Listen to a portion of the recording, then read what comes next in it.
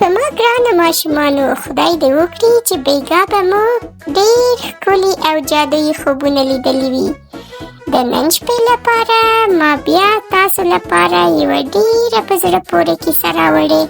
خدای دې وکړي چې ستاسو د پام وړ وګرځي. زموږ د نننۍ کیسې نوم دی د زړورې کوچنۍ تڼۍ کیسه. په یوه زوړ د جامو ګنډلو دوکان کې یوه کوچنۍ سره تڼۍ وه چې بیني نومېده. بیني د دوکان په یو دوړور ډکه جابه کې له زنجیرونو، ستنو او رنګینو تارونو سره ژوند کاوه. هرې تڼۍ به دا خوب لیدو چې په ښکلو جامو یا ښایسته جاکټ ولګېږي، خو بیني دومره کوچنۍ وه چې هیڅ جامو لپاره غوره نه وه. بیني به ډېره خواشینې وه او هر وخت به یې ځان سره ویل زه به هیڅکله مهمه تڼۍ نشم. یوه شپه چې د سپوږمۍ رڼا دوکان ته ورننوته، یو نری غږ شو. دا غږ پوهېږئ د چا و؟ دا د یوه کوچني موږک غږ و چې میمي نومېده او یوه څیرې او پیچل شوې کورتۍ یې اغوستې وه. میمي غږ کړ زه مرستې ته اړتیا لرم. میمي ورو وویل زما کوټ خراب شوی او ژمی را روان دی. بیني ورته وویل زه مرسته کولی شم.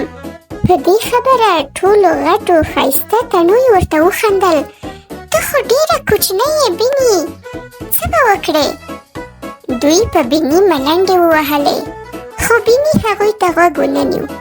هغې ځان له جابې راوویست، په ځمکه ولوېده او د میمي پښو ته ورغله. بیني میمي ته په ډېر زړورتیا وویل زه به مرسته در سره وکړم. میمي ډېر خوشحاله شو. هغه بیني په ډېر احتیاط سره د خپل کوټ په غاړه په سپین زري تار وګنډله. که څه هم بیني کوچنۍ وه، خو یې کوټ ډېر ښه کلک او ګرم وساته. په هغه ژمي کې میمي د بیني له برکته ګرم او خوندي و.